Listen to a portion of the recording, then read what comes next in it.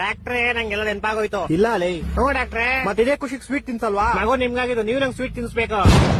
ನನ್ಗೆ ಯಾವಾಗ ಮಗು ಆಯ್ತು? ಅದೇ ಮತ್ತೆ ನಿಮ್ಗೆ ಹೆಂಗಾಗುತ್ತೆ ಮಗು? ನಂಗೆ ಎಂತಕ್ಕಾಗಲ್ಲ. ಗಂಡಸ್ರ ಬಾಡಿಲಿ ಮಗು ಪ್ರೊಡ್ಯೂಸ್ ಮುಚ್ಚ ಬಾಯ್, ಅದ್ ನಂಗೂ ಗೊತ್ತು, ನಾನ್ ಡಾಕ್ಟರ್ ಲೇ. ಮತ್ತೆ ಹೆಂಗಾಯ್ತು? ನನಗೆ ಆಗಿಲ್ಲ ಲೋ. ಏನಾಗಿಲ್ಲ ಮಗು. ಇದು ತುಂಬಾ ದುಃಖದ ವಿಷಯ, ಆಪರೇಷನ್ ಮಾಡಿಸ್ಕೊಳ್ಳಿ. ಅಂದ್ರೆ ನಂಗ್ ಮಕ್ಳು ಅವರೇ ಕಣ ಮುಂಚೆನೆ.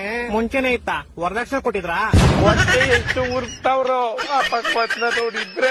ಹೊಡೆದ್ರೆ ಒಂದೇ ಏಟು ಹೋಗ್ಬಿಡ್ಬೇಕು. ಸಾರಿ ಸೂಪರ್ ಮ್ಯಾನ್. ನೀನ್ ಹೇಳ್ದಲ್ಲ ಹೆಂಗೆಲ್ಲ ಜ್ಞಾಪನ ಬಂತು ಅಂತ. ಹ್ಞೂ ಡಾಕ್ಟ್ರೇ. ಮತ್ತೆ ಅದೇ ಖುಷಿಗೆ ಸ್ವೀಟ್ ತಿನ್ಸೋ. ಸ್ವೀಟ್ ಎಂತಕ್ಕೆ ಯಜಮಾನ್ರೆ? ನಿನ್ ಮರುವನ್ ಕೈಲಿ ಸೇರೋಯ್ತು ಅಂತ ಹೇಳ್ದಲ್ಲೋ. ನಂಗ್ ಮರ್ವಿನ ಕೈಲಿ ಇತ್ತು ಯಜಮಾನ್ರೆ. ಇವಾಗ ತಾನೇ ನಂಗೆಲ್ಲ ಜ್ಞಾಪನ ಬಂತು ಅಂದಲ್ಲೋ. ನಾನು ಏನ್ ಮರ್ತೋಗಿದೆ ಯಜಮಾನ್ರೆ?